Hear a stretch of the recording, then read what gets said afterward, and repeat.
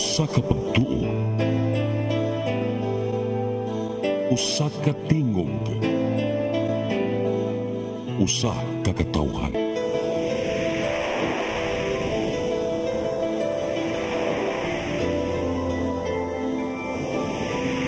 Cebu Catholic Television Network. Live gikan sa Cebu Catholic Television Network, Channel 47, nag-ilusarang katolikong istasyon sa Tibok Asia nga nagbase sa Queen City of the South, Cebu. Mudalit din tulumanon, Sairi, uban nilang Atty. Noemi Tuya Abarientos and Ryan Mark Morinaga. Sairi, tulumanon nga matulun-anon, pagkalingaw ug labaw sa tanan, makahatag og higayon sa katawhan nga makapadayag sa tagsa-tagsa nila kabaruganan sa matag isyu nga atong tukiyon. Kini ang Sairi. Luzon, Visayas, Mindanao, Tibok, Kalibutan, gikan ni Sarang Dakben sa Subo. Maayong gabi ka natong tanan. Ako sa Ryan Mark, kauban sa Atty. Noemi Truya. Attorney, good evening. Hello, may gabi sa tanan and belated, grabe ka belated nga happy Easter. Oy, octave pa man taron.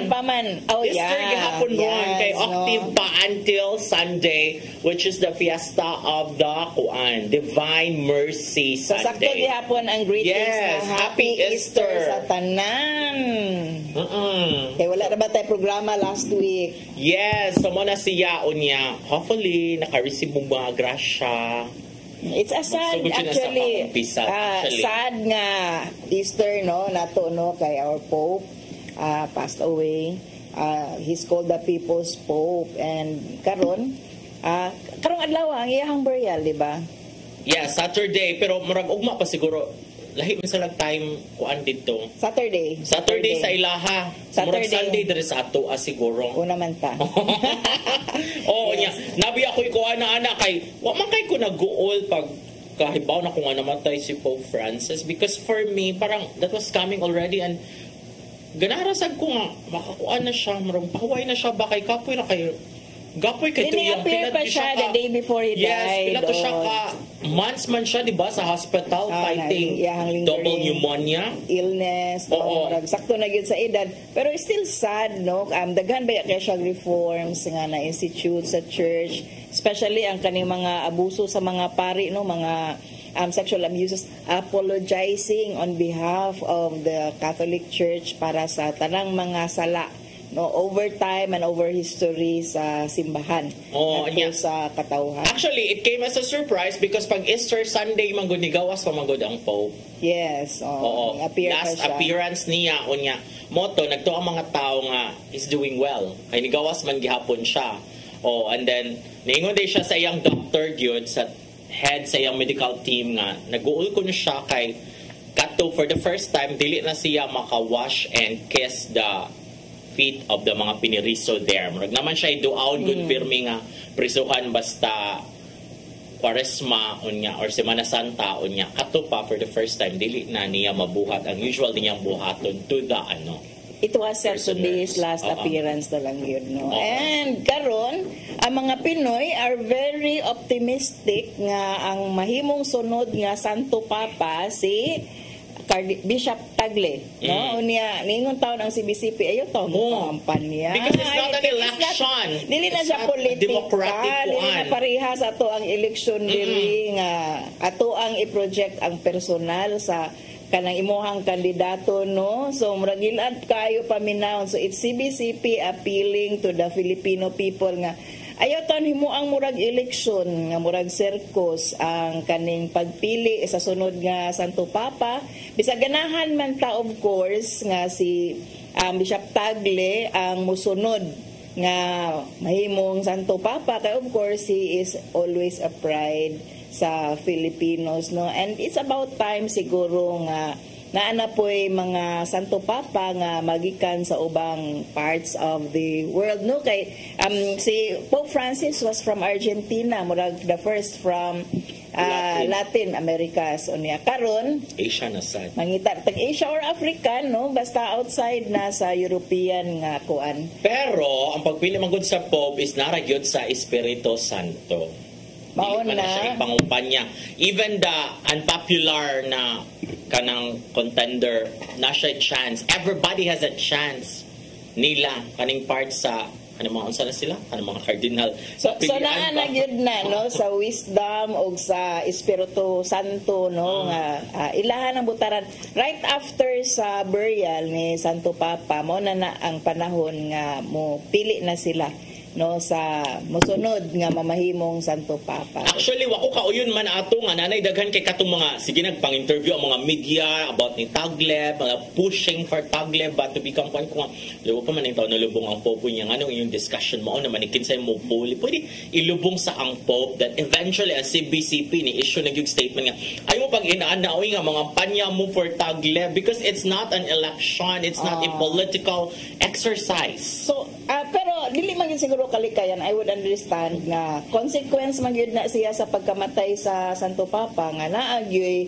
mapuli. So for many nga especially na si Bishop Tagle no sa kaning kuan within the College of Cardinals mawala no na ay chance no especially nga naa to gi-feature nga letter di ay from Pope Francis to Bishop Tagle regarding murag ingon sila nga murag paving the way or mauna to murag blessing pero just the same no while ato gyud ang mahuna-hunaan kinsa kahay sunod murag normal man siguro nga pangutana such that ning sikat ug balik ang salida nga conclave ug ang two popes yes naa sa Netflix ang two popes naa sa Netflix kakita na ko anang two popes but ang conclave murag sa YouTube pa siguro ma-access so kung kinsay ganahan you can watch kami sa kay two popes oo ang conversations between popes in fairness unya ang uban kay ako mga friends nga ni tan-aw ako conclave the conclave before Holy Week or pag Holy Week and then eventually after Holy Week. So it's a timely movie mao na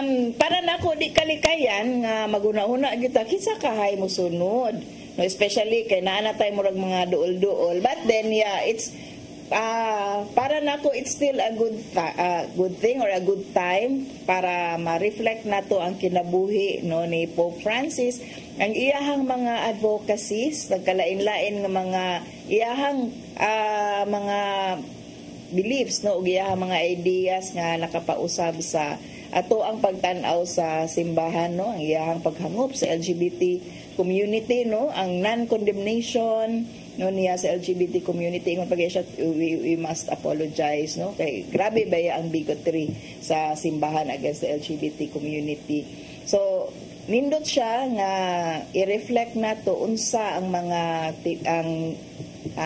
gugma nga gipakita ni Pope Francis sa mga nagkalain-lain nga marginalized. Yeah, speaking of gugma, this is from ANC. The Vatican says a group of poor people will welcome Pope Francis' remains at the steps of the Basilica of Santa Maria Maggiore before the burial. Pope Francis was known for championing the marginalized, often spending time with the poor and making them the center of his teachings. So, humility man dito ang Pope Francis. No, it's very kuan. Ang kana apologizing on behalf sa church sa tanan yun nga sala no sa simbahan no and acknowledging that is a good step siguro para pod nato no for us to be less hateful to be less bigoted bag-o ra ba tayong taon nagikan sa Holy Week no hinaot na ka-reflect na ta sa tuang mga kinabuhi ako nagsigira ko pananom pero nag-reflect ko wala nanom ko so it's a good time nga kanang maminaw ta no sa ato ang kasing-kasing no ug unsa pod ang tinudluan ni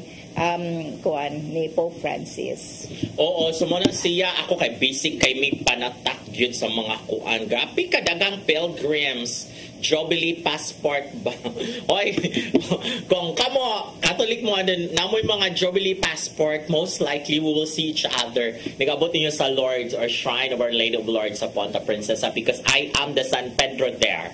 Okay. Ako mo abli ka na buntag sa so, kung among office. Pwede tikagi o no makita na ko Judge Heidi Aconia actually pag Hoybi Santo nangadto sila kuyog si kaning candidate for mayor sa Cordova City. former mayor and who's running for mayor again. Basta I just hope na kuha na ang tanan nakapag-reflect na panahon sa Semana Santa. Nailain nga namatay this week si Nora Honor and si Pilita Corrales. Haji Alejandro. Nagsunod-sunod yun sila, no? Ang mga pillars sa Philippine entertainment industry. Unya, Nora Honor was a national artist. And she was kanang accordingly given the burial sa libingan ng mga bayani being a national artist, no? Nagsunod jud kang Janine Gutierrez. Iya man ang mga lola. Precisely, bitaw, no? Pilita Corrales. Kaya yung papa si Monching man yung papa, yes, di ba? Anak ni Pilita Corrales. So si Janine is partly Cebuana. In that way. No. Pero mo di man siya kabaw mo Bisaya pa. Dili na siguro. Which is very buutan be cute in person. Si Janine Gutierrez, nakiki-Janine. Because I remember her magod katong bago pa na siya nigawa sa kuan kanang showbiz, nagsugod man siya sa SOP man siguro or Party Pilipinas ba sa Sunday variety show sa GMA7 unya Saba kay siya langgis kay baso. Sa puton ko magtan-aw niya kada Domingo attorney niya. Entertainment editor mo biya ko ato sa mo tan-aw ko sa mga shows para mo comment ta ba. So eventually nagkita aming Janine diri sa Cebu yun for the first time or mga few months after siya digawa sa katong Sunday show. Ngari siya sa Cebu kay nag-promote sila teleserye silang kuan.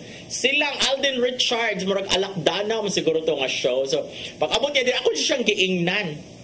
Kung, oh my God, I don't You're like so you. Noisy. Oh my God, I don't like you sa sa Party Pilipinas. Kanang your voice is so tagming, talinis kaayo. Paano mo tinagalog kaya yun? So noisy din in English ko, uy. Oh wow, Cebuano. Paano niya sa mga Cebuano, di ba? Hindi siya may Tagalog. Mag-English. English, good siya. Which reminds me, so I don't like, so how did you say it? I don't like your voice. Oh my God, Janine, I don't like you sa SOP kasi your voice is so noisy. Okay. I'm actually working on it po. So karon na ba improvement? Nindot na siya actually, inom to siya yung ABS sa mag-YouTube pa. Pagbalhin, whether you like this or not, pagbalhin niya sa ABS event, mas ni maayo nga actress si Janine Gutierrez. Anyway, speaking of mas ni maayo, attorney, marag nagkagubot rin ang mga kakamping. Yes, because of the endorsement. I have not read yet unsa ang explanation kay Abalos and Pacquiao are in the BBM camp, di ba? They are under the slate ni President Bongbong Marcos.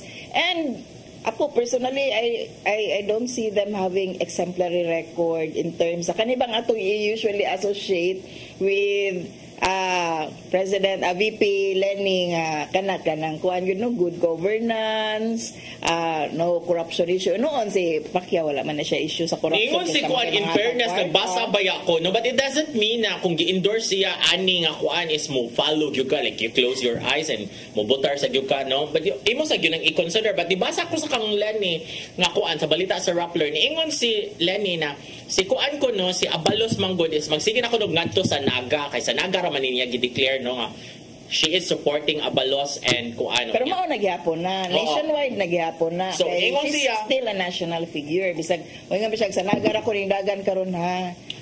Ingon siya na a national endorsement. because si Abalos magod sige ko ngadto sa Naga unya ni tabang ko nila sa Naga silently.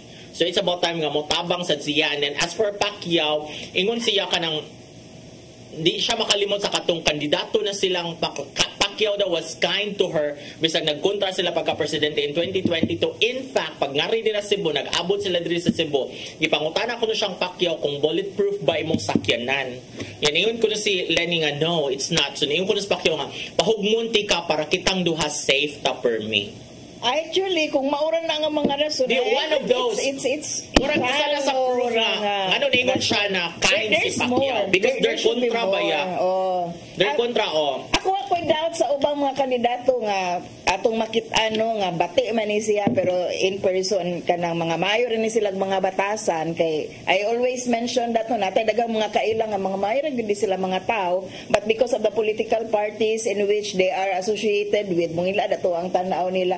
But then ang ako argued kay it's kanang about public service na ba kanang beyond sa imuhang personal nga pagkaila na sa mao nga tao, beyond na sa iyahang unsay iyahang natabang siguro at the local level, no, mas dako-dako na nga perspective ang tanong. Mao siguro nga dili kaayo madawat sa ubang mga kakamping nga gi-endorse ni VP Leni si Abalos and Pacquiao kay dili man pud sila maayo og mga record insofar as standards sa kakamping is concerned. Mao lang daghang ni react og niingon nga bisag imo na i-endorse dili na namo sila kanang kuhanon, dili na namo sila not necessarily nga amo na silang butuhan, no, dili mo tuo kay nabi atay standards gihapon, pero mo lagi na mo balik kay unsa day standards ni VP Leni nganong ato nang nganong iyang gi-endorse. Mo balik gihapon na sa question ba nga there must be more than the kindness ni Pacquiao. Ako okay ra gyud siguro nagbutan siguro na si Pacquiao in so many aspects siguro sa iyang pagigdil sa si kaingon sa paglangan gikan pud na sa grabing kapobrehon, no. Abalo siguro in a way nakatabang siya locally sa kanang lugar ni VP Leni, pero I think there should be more than those kay kung maoran nang i-mention ni VP Leni nga nung gipang endorse ani ako, I would not vote for them. Of course, aside sa fact nga I already have my own set of candidates nga kanang akong gisuportaan, no, particularly mga naas Makabayan Block, kaning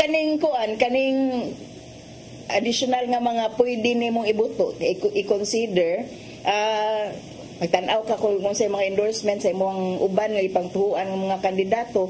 Of course, kanang magunaw na po kag ngano pud bitaw nga iyahan nga ipang-endorse, di po ka-reconcile pud bitaw. Yes, and now after that nabalita another chika which is interesting kaayo kay ang China allegedly na ay farm. Yes, and to destroy the Philippines. Set to influence the mid-year elections na nigawa sa Kongreso. I was asking myself, to whose benefit kung ilang i-influence ang election? Kan kinsa kaha sila ning pusta sa karon nga election? Kinsa man mas makapabor, no? Kung ilahang kumusuporta sila certain set of candidates. Oh, yeah. That's another kuan. Ang first good nga gisulti is na sila troll farm to destroy the Philippine government and to discredit katong mga lawmakers nga anti-China ang mga pronouncements, especially about the West Philippine Sea. So sa pagkakaroon na allegedly, klaro man nga ang gobyerno ni President Bongbong Marcos is ug ang iyahang mga iyahang political party is ganing after ganing after China, no, and padung sa pagkuha gyud at pag-assert gyud dato sa sovereignty over the West Philippine Sea. Ang mga gipasangilan karon nga ning favor sa China are naa sa kampo ni President VP Sara, no. So kung naay gisuportaan karon ang China, I could only surmise nga so ang ilang pang to influence in favor sa kampo ni VP Sara. Murag inana ko ang kuan ron, inana ko ang murag mao padulngan sa kung yuna-una karon ang kinsa sila mas maka-benefit kung modaog kung kinsa ang modaog sa election. Yeah, so that's very interesting. Kaya wala para ba ni comment ang Chinese embassy and ang PR firm nga giingon nga mao ni siya ang PR firm nga nakabayaran ng mga 930,000 for the job. Wow, dagan kay sila allegedly. Og nagpadayon pagkapobre ang katawhang Pilipinhon in town unya. Ang ako ang gikahadlukan manggud ani Ray kay kanang grabe kay atong mga voters education, pagpaningkamot nato, no, nga mas discerning na imuhang mga voters, and indeed, no, nakakumbinsi gyud ta sa mga voters nga to vote wisely, but in the end dili mo matter kay manipulated na ang tanang results, no, and manipulated na ang election. So murag seemingly hopeless nga cause, but still padayon nang gyapon ta no vote wisely karong panahon sa election. We only have 2 Saturdays before the next election baya. Speaking of padayon ta after this break.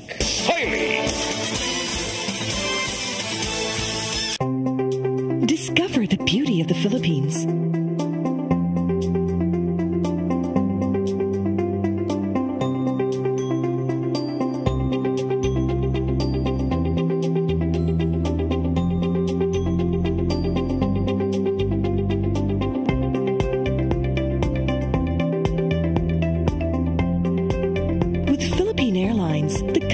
flag carrier.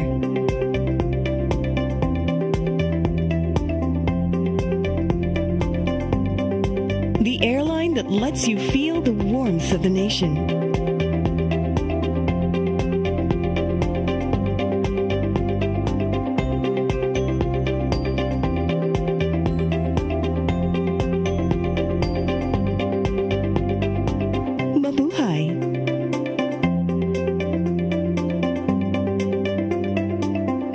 Kaiba sa mga politiko, matagal nang ginagawa ni Ariel Querubin ang ipaglaban tayo.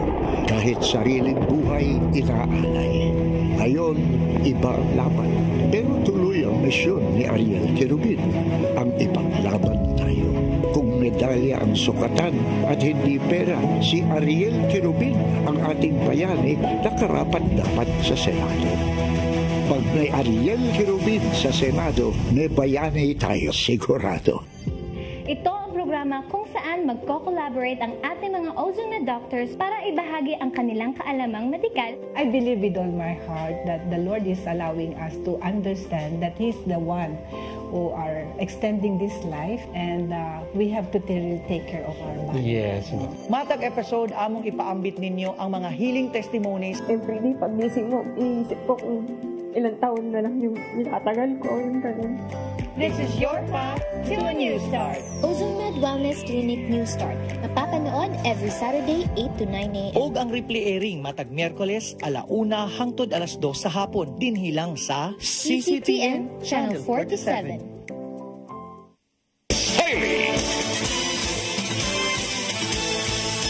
Okay, ning balik na mi sa kadaghan sa isgutanan diri, daghan kay migisgutan ni Ryan diri unsa ato mga mga updates karon. Yes. Una, murag na nahilo man gud ta for 1 week no kay nagpilitin siya pa in town ta during the Holy Week, pero daghan jud kay mga isgutanan gyud. Ay sa kay niingon sa si Attorney Cristina Conte ang paggamiton ko ng ebidensya, part sa ilang ebidensya ka mga pronouncements sa gyud ni Digong, mga public pronouncements. Og indugang nako ang mga pronouncements sa supporters nga murag seemingly nalipay sa patay og niingon nga mas may palagi itong panahon na unang panahon kay panahon ni Tatay Diggs kay mubo lagi ang crime rate kay patay baya ang mga adik karon kay wala na may patay sa mga adik ning taas na ang crime rate katong inato nga mga post nahilom baya no kay murag gibadlong pod sa abogado ni President Duterte murag hilom ka mo inainay ka na mo na inyong mga post murag inana to no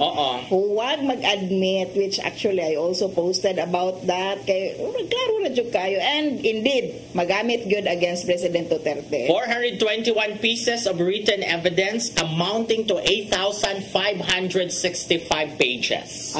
God, no? So mao lagi na magbantay lagi ta sa to ang mga ipang-istorya kay anything you say will be used against you. Mao na siya, no? And ako para nako gi-justify man gyud na gi-justify ni President Duterte nganong patyon ang mga adik gi-justify sa mga supporters nganong kinahanglan na adyo patay para masulbad ang kriminalidad. Indeed, sige, you justify that. Do not deny. Ako nang challenge sa kampo ni President Duterte. Do not deny that. When you go to ICC, justify that policy nga maayo ang patay sa mga adik kay muubos ang criminality. Niubos ang criminality. We feel more safe sa panahon kuno ni President Duterte kay grabe ang patay sa mga adik. Hadlok man gyapon ka atong higayuna. So mauna na siya at angani ingon man sa to kato si kisa ni si Attorney Buntuyan ba kuan man siya di ba ICC judge ba na siya sa lawyer? One of the accredited ICC lawyers na siya. Silang kauban na actually ni Attorney Harry Roque nga nangayo og asylum karon sa the Netherlands. Murag di na siya mahatagan kay pag-post na siya dito. Oni siya moto na niingon si Attorney Buntuyan siya sayo naman kay nagpag-prove kay daghan makangipangyawit si Digong in public. Yes, the pronouncements and yes, reiterated by the supporters. So documented siya. In fact, muna ang mga pronouncements ang gi-submit sa prosecution dito sa ICC. Nga niingon ang lawyer ni President Duterte, wala man na namo babagi ang paghatag, ang pagkuan na presentar ang mga documents, but in fact actually he did. So, ang ito kanang atras abante nga kinds of arguments, so very familiar, pero mao na siya. Ato nang tan-aon, pwede mo visit po sa Facebook na Attorney Crazy Conti. Ayaw lang po taon ninyo i-bash, no? And do not subject her to kaning rape nga mga threats, no? Grabe, she's receiving a lot of those, no? Just because she is lawyering for the victims, no? Intawon pro bono, intawon na nga pagpangabugar, no? And iyang pagtuo for human rights unya. We treat persons nga nagdepensa sa mga biktima sa human rights violations that way, no, and never also harass the victims of extrajudicial killings, the families of the victims of EJK. Grabe ang harassment. Makatawar ba ko ato kay naatoy gikuan si Attorney Robin Carranza man no? Robin. Katong nag-ingon ba gibash si Conte na tuga-tuga sag kamura tsaka real ICC lawyer. She is actually pagtanaw dito sa website sa ICC kay daman syungahan ni Conte.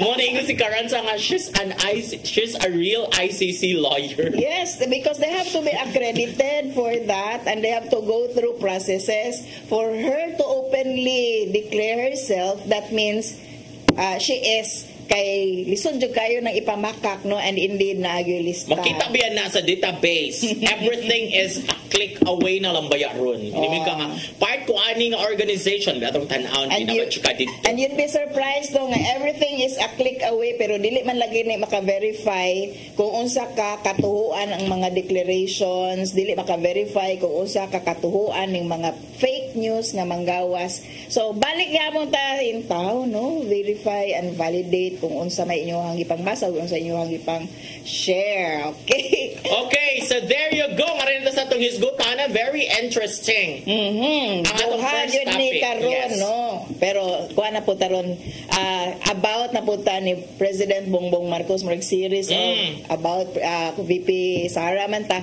Karon kani balik ta sa pang-administrasyon ni President Bongbong Marcos. Okay. Naamay I think murag over the past few months no nga atake lagi sa iyaha tungod lagi aning seemingly softer nga stance on the war against drugs unya ang ganahan i-present o i-project of course sa mga supporters ni President Duterte nga ning grabe man ang crime rate karon, no, and malakan yang ising dili uy ning ubos gani. So mo ni ato ang gustong ipangutana sa ato ang mga viewers, sa ato ang mga tigsunod sa atong programa mo to kabangan ni ubos ang kriminalidad sukad nga si Presidente Bongbong na ang nahimong presidente o nganuman.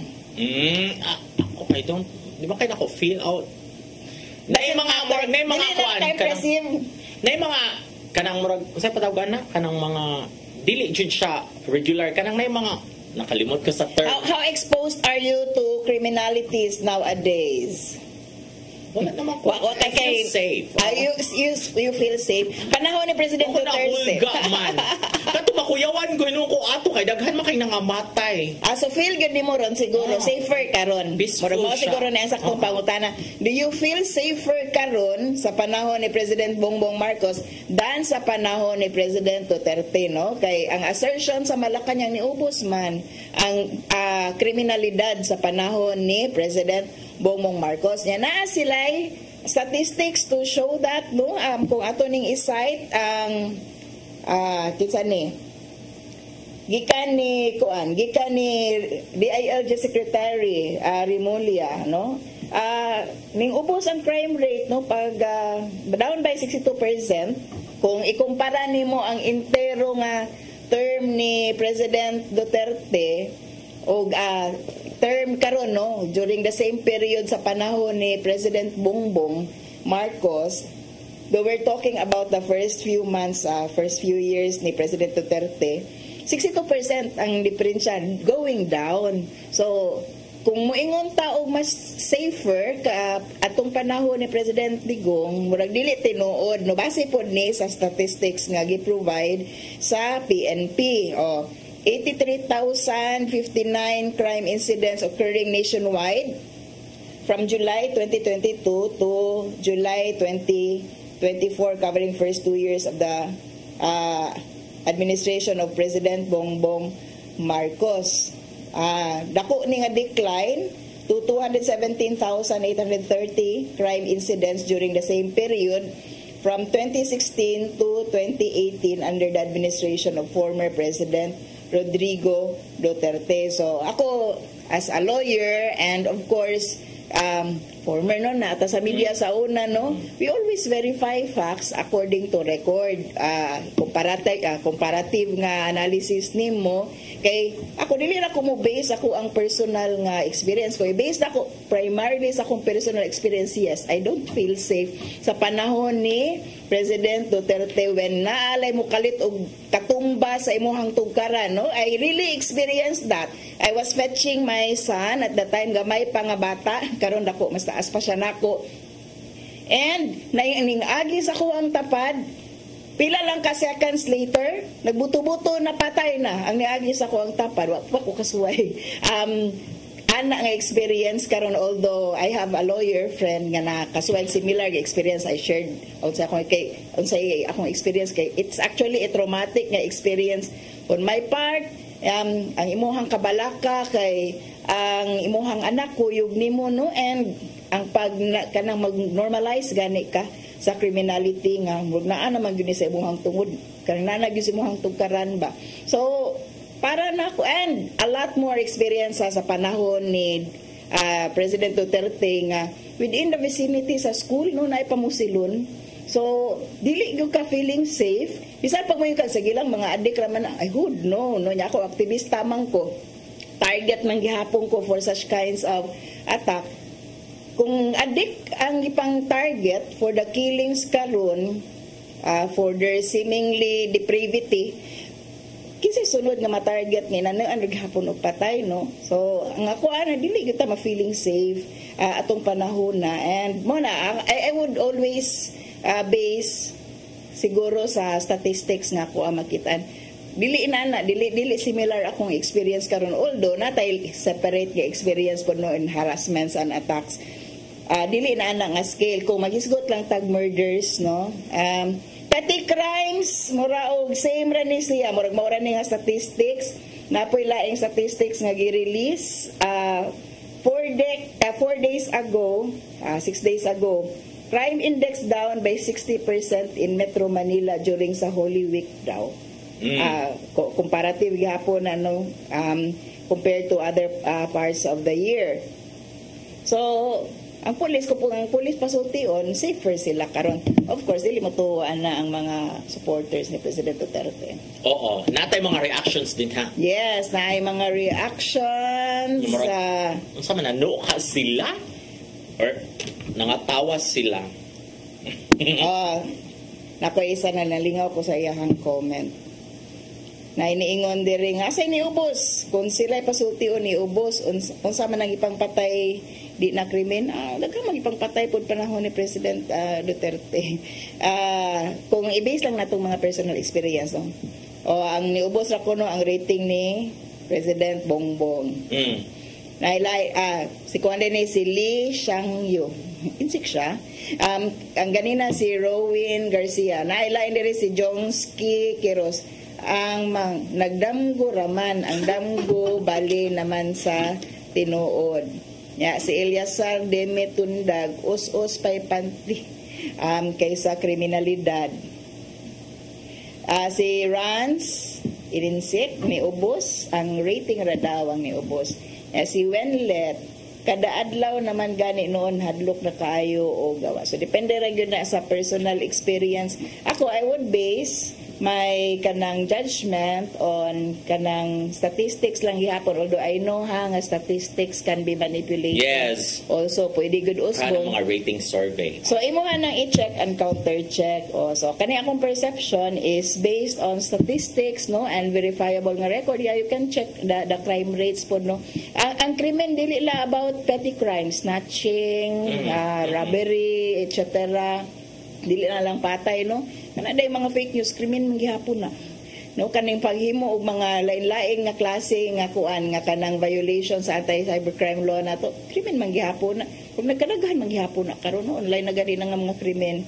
So depende no sa unsa nga ato ang gauge sa pagkakaron, pero based on PNP record daw ni ubos ko no kay ang imuha na unsa ang statistics nga nahitabo atong panahon ni President Duterte kumpara sa panahon ni President Bongbong Marcos. Oh, so muna siya kung usahay sa depende sa asa ka nakapusta. Oo na siya. Ako wala mang pumupusta sa administration ni President Bongbong. No, we are actually critics, no. Depende sa team unsa man ka. Team kadiliman or team kasamaan. Joke ni ha kay ingon ba jud si kuan na dismiss ang libel case nga gi-file ni kuan ni Trillanes against kasi ni Harry Roque. Unya muna to, of course nalipay si kuan si Roque kay na dismiss good, so wala jud kuno basis ana sakto jud kuno gipanulti and all that about man the West Philippine Sea gihapon no na allegation unya katulig gibaligya matud pa ni kuan ni Trillanes allegedly ang Pilipinas dito sa China mao nang murag nakuha na sa China ang kuan sa una. And then ingon si in response ingon si kuan nga ingon si Trillanes ay sa gara-gara kay di man gikakauli diri sa Pilipinas. Wa pa ta na human. Di man gikakauli diri.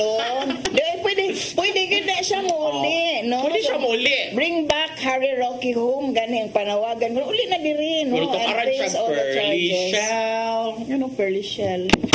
Pusas na. Okay.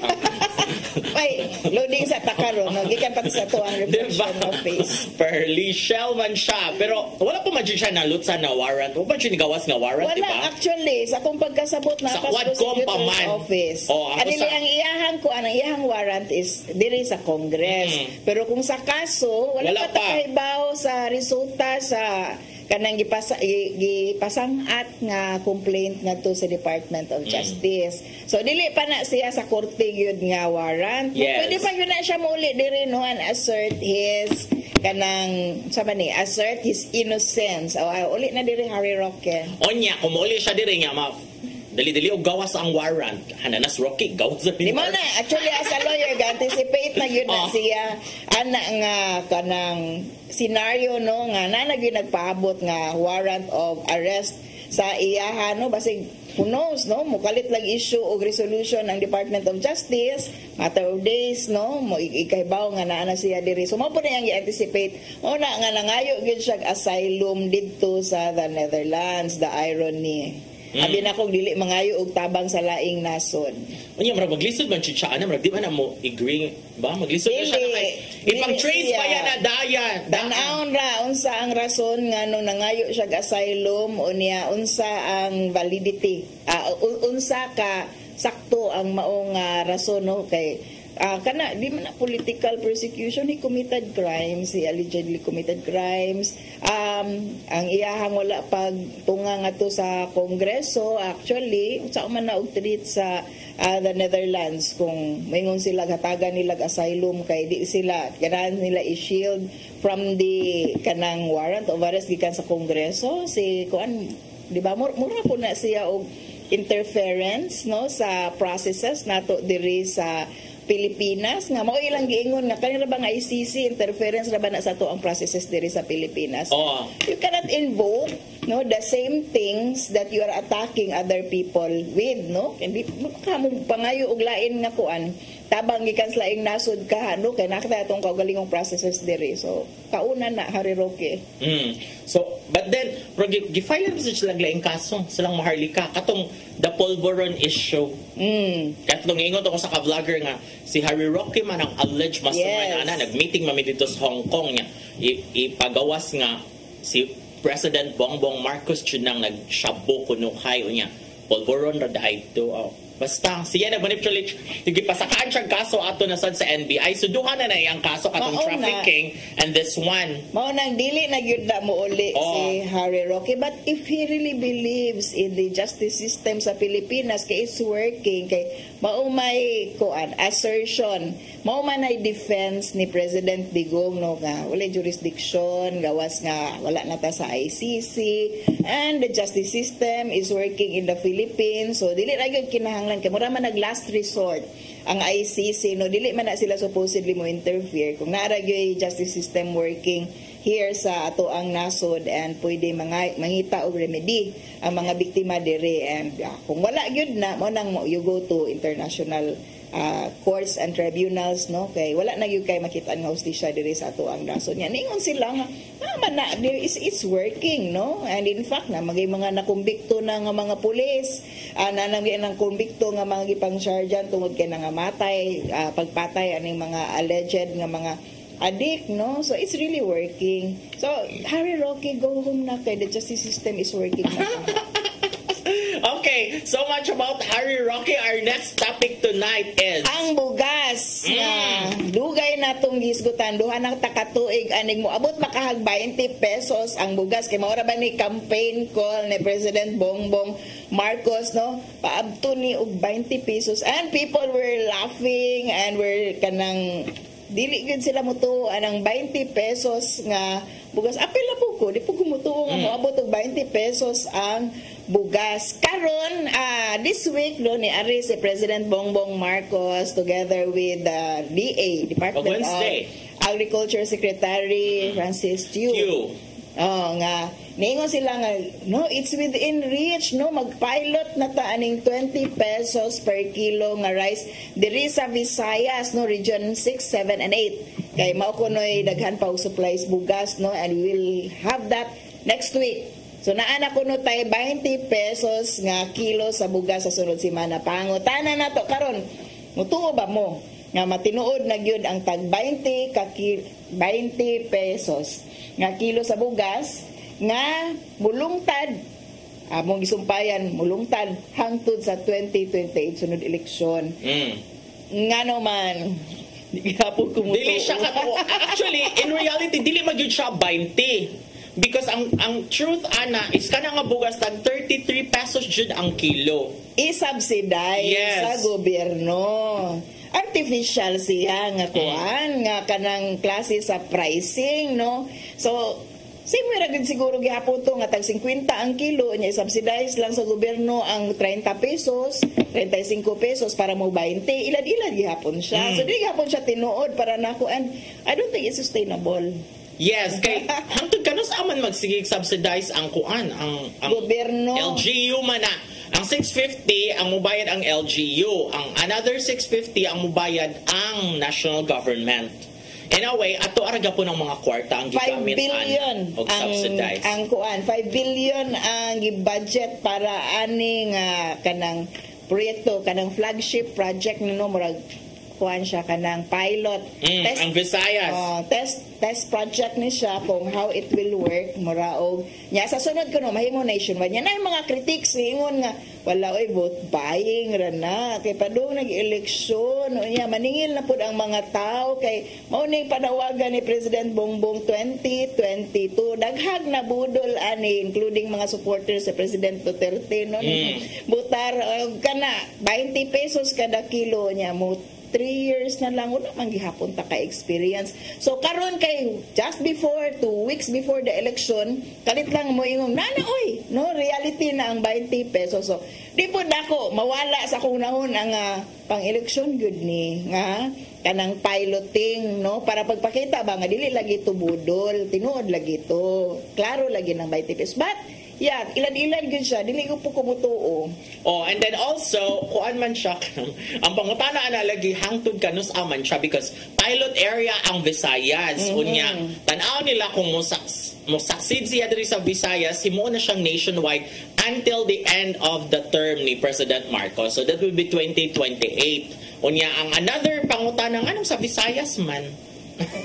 Kay mao to ang ilang giingon nga daghan pa kuno tag supply sa bugas diri nga naa sa warehouse, no, government warehouses. So kaya gyud niya nga mo kanang mo supply sa demand unya kimudagan gyud ni ang We demand. have 358,000 metric tons of rice na daw available sa mga warehouses. Yeah, you mentioned particularly ang Iloilo City. Iloilo, no, nga harvest na po. Also, gihimong pilot area ngano di ay ka ang Luzon kay nahimo ng kuan subdivision, housing subdivisions nila ni unya ang Mindanao pod mao na pod kay mo man ang trend karon no mga rice lands gipanghimog subdivision mao man sa una I was not a lawyer yet no kani mga conversion of mga palay lands unya himo ang mga subdivision niya padayon gyapon na nga trend karon mo na watay bugas mo mahal ang bugas we rely on import mo sa sunod ako pangutana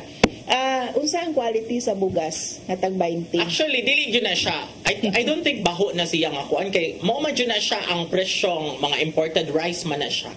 But this will be the cheapest guys. We will be dependent on importation ha. Kaning ato ang ekonomiya karon we are primarily dependent sa unsay magikan sa gawa sa nasod to make everything here cheaper which is unstable.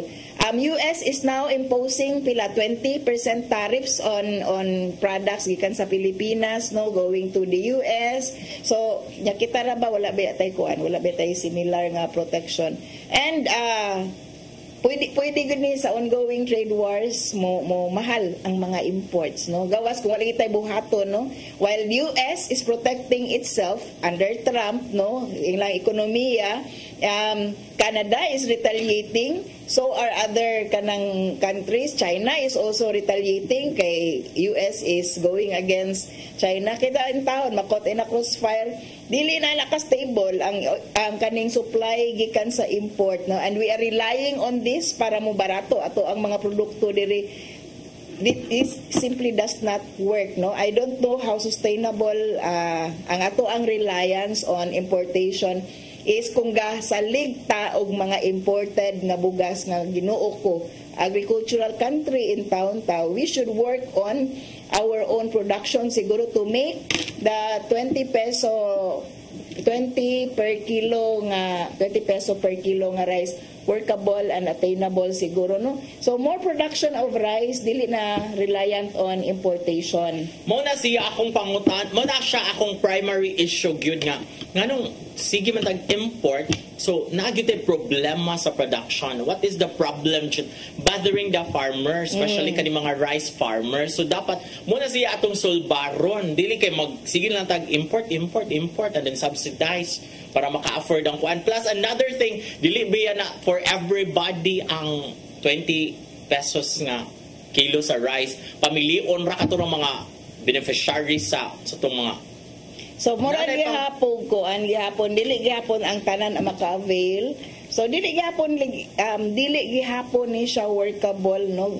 Kadaghan na itong pobres Pilipinas, daghan nanginahanglan sa tag 20 pesos kada kilo nga bugas unya kung imurang kanang pilion ra pod king kinsa maka-avail ani di ba siya discriminatory gihapon kita man tanan mukaon og rice good gawas kung the discrimination will be based on kung kinsa ang kusog mukaon rice meaning mas favorable sa katong mukaon og bugas ang discrimination kay mga man tag bugas tanan so it will be fair for those who are rice eaters. But to be fair sa Cebu province kay nanabiag sila tag 20 pesos ang bugas. Nga dili subsidized sila nag-meeting. No subsidized man siguro gihapon. Subsidized nimo mao man ano ko in temporary kani siguro mga special nga period okay na i-subsidize kung na mga crisis na emergency situation adi gud kaya nga ilibre so i-subsidize sa gobyerno pero kung himuon na nimo nga kanang forever dili na nya kanang subsidy ra di ay how workable it is. Our economy is not in the best position sa pagkakaroon no bankrupt ni siya when President Bongbong Marcos actually assumed power in 2022 bankrupt na siya gikan sa panahon ni President Duterte mao nang iyahang panic nga time at the time no kay kibaw siyang wa na siya gisundan nga budget pagsud ni President Bongbong and mabitaw na nga dako siya utang ning jump by I think 3 trillion US dollars no di ko sure ani ha klaruhon ta kung tanaw nimo sa figures mas dako og nautang si President Bongbong Marcos sa iyang term within the same period sa panahon ni President Duterte mura grabe nga ambak because the reality is what ay budget wa tay daghang kwarta. And yet, we will be subsidizing, kay na campaign promise atong presidente, ang 20 pesos per kilo nga bugas, no? So won't this adversely affect the economy lang gihapon in the long term, no? Kay mao man nagisgot man pud ni og long term ang ato ang gobyerno as regards sa 20 pesos per kilo nga bugas. Ayun temporary measure ning pag-subsidize, no? Government cannot subsidize forever sa inani nga staple nga crop, no? Ang workable way is to keep it down by increasing production.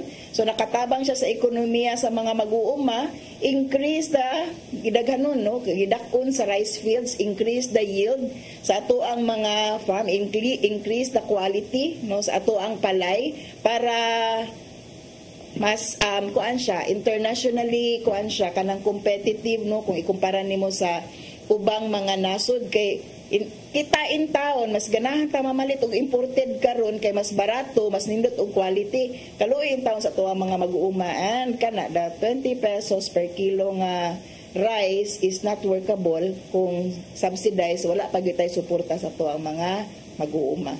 So atong pangutana is motuo ka ba nga matinuod na jud ang 20 pesos nga kilo sa bugas and molungtad siya sa until 2028? So ang first question, ang answer na ko na kay yes, kay may tabo naman siya, I think by Monday, kay next week. So by Monday, but as to the sustainability, kung mulungtad ba siya 2028, I don't think so. Dili siya sustainable nga proposition, dili siya matinuod, no? Kapit ni ato ni basahon ang comment. Mabasa ni mo imo. Naati ay? Na comment pero dili na ako mabasa dili. Abi akong tan-aw. Yes, ikay tan-aw. Kadali lang.